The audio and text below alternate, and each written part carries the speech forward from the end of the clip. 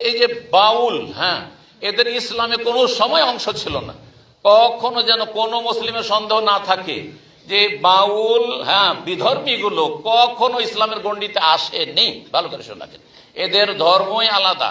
এরা কাদিয়ানির চাইতে জঘন্য, এরা আহলে কোরআন চাইতে জঘন্য, যত বাতিল ফিরকা আছে সেগুলির চাইতে জঘন্য। সুতরাং এদের সম্পর্কে কোনো মুসলিমের যদি দ্বিমত থাকে বা সন্দিহান থাকে যে ওরাও তো মুসলিম হতে পারে, তাহলে এটিও ঈমান ভঙ্গকারী বিষয় মনে রাখবেন। মাল্লাম ইউকাফির, হ্যাঁ হ্যাঁ, যে কাফেরকে তাকফির করবে না, হ্যাঁ, বা তাতে আওসাক্কাফিকো মাল্লাম ইউকাফিরুল মুশরিকিন, যে কাফের মুশরিককে কাফের মনে করবে না, বলে কাফেরকে কাফের বলা যাবে না।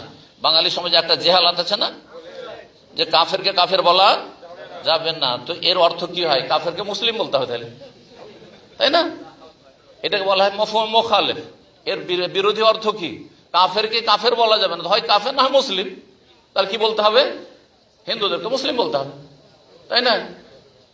ওই রকমই বাউলকে আর কাদিয়ানিকে, আহলে কোরআনকে, এরাকে যারা বলছে আমরা হাদিস মানি না, কোনো ইবাদত করতে পারবে না, হ্যাঁ, যারা বলছে আমাদের নবী মির্জা গোলাম কাদিয়ানি, হ্যাঁ, এইসব বাউল ফাউল যতগুলি বাতিল ফিরকা রয়েছে, যাদের মধ্যে স্পষ্ট ঈমান ভঙ্গকারী বিষয় রয়েছে, অথবা ইসলামের গণ্ডিতেই কোনোদিন তারা আসেনি, নিকৃষ্ট, হ্যাঁ, তাদের ধর্ম হচ্ছে কুপ্রবৃত্তির অনুসরণ, তাদের ধর্মই হচ্ছে নোংরামি, তাদের সম্পর্কে যদি সামান্য একটু নম্রতা দুর্বলতা থাকে যে ওরাও তো মুসলিম হইতে পারে, তাহলে আপনি মুসলিম হননি, আপনি মুসলিম আওসাক্কাফি কুফরে।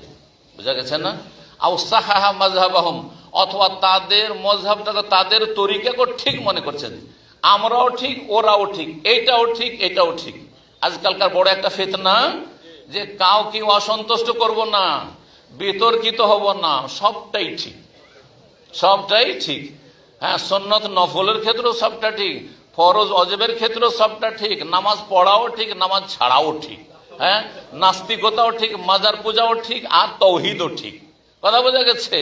মানে কিছুটা নেমে এসছে, হ্যাঁ, এ দিয়ে কিছু থাকে না, কিছুই থাকে না, হ্যাঁ, আওসাহা মাদাম সবগুলিকে, এটাও ঠিক ওইটাও ঠিক, বাউলও ঠিক, হ্যাঁ, আর সালাফিও ঠিক, আর তারপরে নকশবন্দি চিস্তিয়াও ঠিক, আর কাদিয়ানিও ঠিক, আর আহলে কোরআনও ঠিক, সব ঠিক, ঠিক আর ঠিক। কাউকে নারাজ করব না, কথা বলছে, কারো গাল খাবো না। কারণ মূর্খ সমাজ একটি কথা, উনি তো বিতর্কিত, খারাপ মানুষ, উনি ভুল ধরেন, মানে বিতর্কিত মানে খারাপ মানুষ, ভালো মানুষ না। তো নবী বিতর্কিত না মক্কার কাফেরদের কাছে? হ্যাঁ, নূহ আলাইহিস সালাম বিতর্কিত না? যত নবী রসুল কালিমা নিয়ে এসে সবাই বিতর্কিত না? আবু বকর, ওমর, ওসমান, আলী সবাই বিতর্কিত না? হ্যাঁ, খারিজিরা তার দুশমন ছিল না?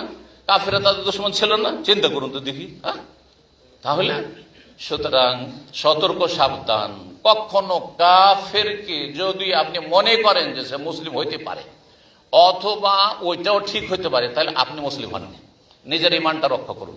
কাফেরকে কাফের একদিন করা ফরজ, যেমন মুসলিমকে মুসলিম বলা ফরজ, মুসলিম বলে বিশ্বাস করা ফরজ। আল্লাহ যেন বোঝার তৌফিক দান করেন, আমল করার তৌফিক দান করেন, গুনাহ খাতা মাফ করেন। এই অল্প কথাতে আল্লাহ যেন বরকত দান করেন। অনেক বেশি শুনলেন কিন্তু আমল করলেন না, কোনো লাভ নেই।